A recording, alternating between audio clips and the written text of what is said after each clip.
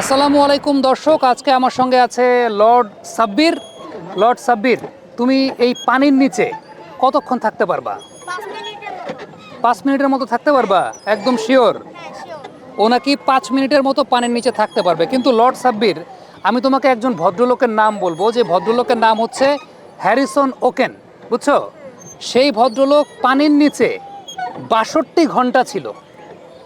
তোমার বিশ্বাস হয় কথাটা? বিশ্বাস হয় না? পানির নিচে 62 ঘন্টা সেই লোক জীবিত অবস্থায় ছিল। আমরা প্রত্যেকেই কি জানি যে পানির ভেতর কিন্তু দ্রবীভূত অবস্থায় অক্সিজেন থাকে, কিন্তু সেই পানির নিচের অক্সিজেন মানুষের পক্ষে নেওয়া সম্ভব কিনা সেটা একটা প্রশ্নের জায়গা কিন্তু আছে।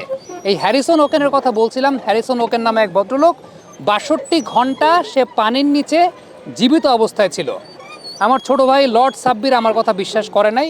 আপনারা যারা আমার কথা বিশ্বাস করছেন না, তাদের জন্য এই প্রতিবেদন। 2013 সালের মে মাসে জ্যাকসন 4 নামের এক জাহাজের আরোহী ছিলেন নাইজেরিয়ান নাগরিক ওকেন। জাহাজ যখন উপকূল থেকে 20 কিলোমিটার দূরে, সাগর তখন উত্তাল।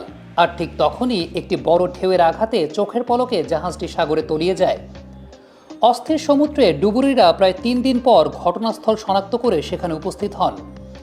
ডুবে থাকা জাহাজের ভেতরে অলৌকিকভাবে তারা একটি প্রাণের অস্তিত্ব খুঁজে পান। না, কোনো অক্টোপাস নয়, কিংবা হাঙর বা সামুদ্রিক প্রাণী নয়। ডুবুরিদের হাত টেনে ধরেছিলেন একজন মানুষ, আর তিনি হ্যারিসন ওকেন। সমুদ্রের নিচে ডুবুরিরা ওকেনকে জীবিত অবস্থায় পেয়ে হকচকিত হয়ে পড়েন। একই সঙ্গে যুদ্ধজয়ের আনন্দও যেন ফুটে ওঠে তাদের চোখে মুখে। ওকেন ছিলেন জ্যাকসন 4 জাহাজের বাবুর্চি। জাহাজটি সাগরের 100 ফুট গভীরে নিমজ্জিত ছিল। কোকাকোলার একটি বোতল হয়ে উঠেছিল ওকেনের ত্রাতা। এছাড়া আর কোনো খাবার ছিল না সেখানে। 2টি ফ্ল্যাশলাইট সঙ্গে ছিল, তবে একদিনের মধ্যেই তার চার্জ ফুরিয়ে যায়। জাহাজের ভেতর কোনো মতে মাথা ভাসিয়ে রেখে মৃত্যুর সঙ্গে লড়াই করছিলেন। তৃতীয় দিন তিনি যখন বাঁচার আশা প্রায় ছেড়ে দিয়েছিলেন, তখন শুনতে পান জাহাজে আঘাতের শব্দ। খানিক পর দেখতে পারেন ডুবুরিদের আলোর রেখা, সেই সাথে বুদবুদ। কিন্তু জাহাজের যেদিকে ডুবুরি এবং নাবিকরা উদ্ধার কাজ শুরু করেছিলেন, ওকেন ছিলেন তার ঠিক উল্টো দিকে। তাই খানিকক্ষণ পর মিলিয়ে গেল আলোর রেখা, মিলিয়ে গেল বাঁচার আশাও। নিজের অবস্থান জানানোর জন্য ওকেন নিজেই আলোর রেখা যেদিকে ছিল সেদিকে ডুব দিলেন। কিন্তু পানির নিচের ঘুটঘুটে অন্ধকারে উদ্ধারকারীদের কাউকেই দেখা গেল না। নিঃশ্বাস নিতে যখন কষ্ট হচ্ছিল, তখনই বাধ্য হয়ে আবারও ফিরে আসেন আগের জায়গায়, যেখানে সামান্য একটু ফাঁকা জায়গা গত 62 ঘন্টা ধরেই তার বেঁচে থাকার একমাত্র অবলম্বন। কিন্তু যেহেতু বাতাসে অক্সিজেন কম, সেখানে আর কতক্ষণই বা টিকে থাকা যায়। এমন মুহূর্তে আবারও সেই আলোর রেখা। ওকেন ডুব দিয়ে আবারও গেলেন সেখানে। ডুবুরিরা তাকে তখনও দেখেননি, পোকছো, কারণ তিনি অনেক ভয় পেয়ে গিয়েছিলেন। পানি খাওয়ার পর তাকে একটি অক্সিজেন মাস্ক দেন ওই ডুবুরি। আর ডুবে যাওয়ার প্রায় 62 ঘন্টা পর তাকে উদ্ধারকারীদের জাহাজে নিয়ে আসা হয়। ওকেনকে জীবিত পাওয়া গেলেও ওই জাহাজের মধ্যে বাকি 10 জনকে পাওয়া গিয়েছিল মৃত অবস্থায়। অবশ্য ওকেনও ভেবেছিলেন তার পরিণতি হবে মৃত্যু। তবুও বেঁচে থাকার ক্ষীণ আশা নিয়ে বারবার স্মরণ করেছেন মহান সৃষ্টিকর্তাকে। আর মনে পড়ছিল মা এবং সদ্যবিবাহিতা স্ত্রীর কথা। জাহাজে আটকে থাকা অবস্থায় দেখছিলেন 2-1টি হাঙর কিভাবে তার মৃত সঙ্গীদের দেহের মাংস খুব লেখাচ্ছে।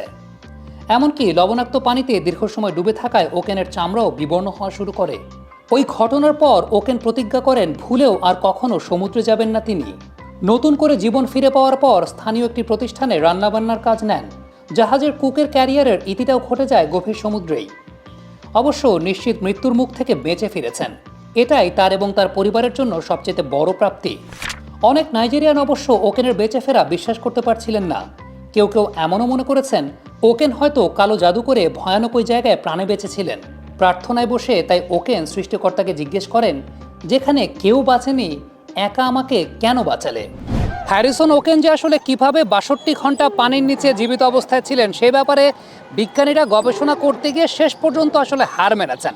তারা স্বীকার করতে বাধ্য হয়েছেন যে হ্যারিসন ওকেনের কপালটা ভালো ছিল, ভাগ্য ভালো ছিল, সৃষ্টিকর্তা সহায় ছিলেন, যে কারণে তিনি শেষ পর্যন্ত বেঁচে গেছেন।